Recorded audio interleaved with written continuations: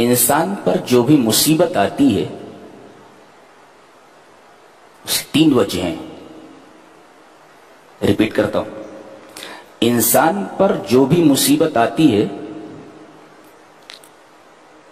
اس کے 3 ریزنز ہوتے ہیں، 3 وجہ ہوتی. پہلی وجہ وما اصابکم من مصیبت فبما کسبت ایدیکم، یہ جو تمہارے اوپر مصیبت آئی ہے یہ تمہارے ہاتھوں کی کمائی ہے. تم نے کرتوت ہی ایسے کیے ہیں کہ یہ مصیبت تمہارے اوپر آتی. یہ تمہارے کسی گناہ کی سزا ہے. تو ایک مصیبت تو آتی ہے جو کسی گناہ کی سزا ہوتی ہے. یہ آیت سورہ شورى کی ہے. سورہ تغابن میں اللہ نے فرمایا ما اصاب من مصیبت الا باذن اللہ، جو مصیبت تمہارے اوپر آتی ہے وہ اللہ کے حکم سے آتی ہے. کیا مطلب؟ اللہ کے حکم سے آتی ہے مطلب یہ ہے کہ اللہ کے حکم سے یہ جو مصیبت آئی ہے اس کا مقصد یہ ہے کہ تمہارے کسی گناہ کا کفارہ ہو جائے.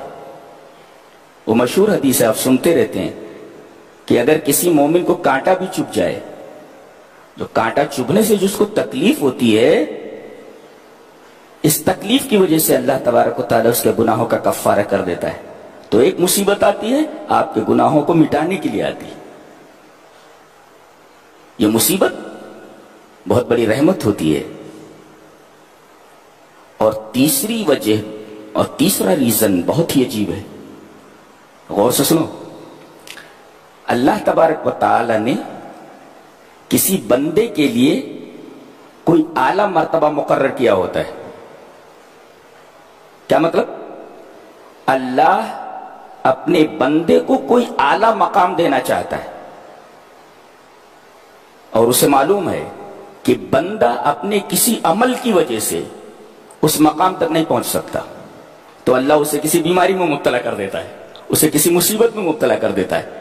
عمل کی وجہ سے اس اعلیٰ مقام تک نہیں پہنچ سکتا تو اللہ اسے کسی بیماری میں اور کسی مصیبت میں مبتلا کر دیتا ہے. اس مصیبت کی وجہ سے بندہ اس اعلیٰ مقام کو حاصل کر لیتا ہے، اس اعلیٰ مقام تک پہنچتا ہے. اللہ، اس کا مطلب کوئی بیماری آئے، کوئی مصیبت آئے تو ہو سکتا ہے یہ مصیبت اللہ ہمیں اس وجہ سے دے رہا ہے، اس مصیبت میں اس وجہ سے مبتلا کر رہا ہے تاکہ اس اعلیٰ مقام کو ہم حاصل کر لیں جو ہم اپنے عمل کی وجہ سے حاصل نہیں کر سکتے. بہت گہری بات ہے، شاید آپ نے کبھی سنا ہو.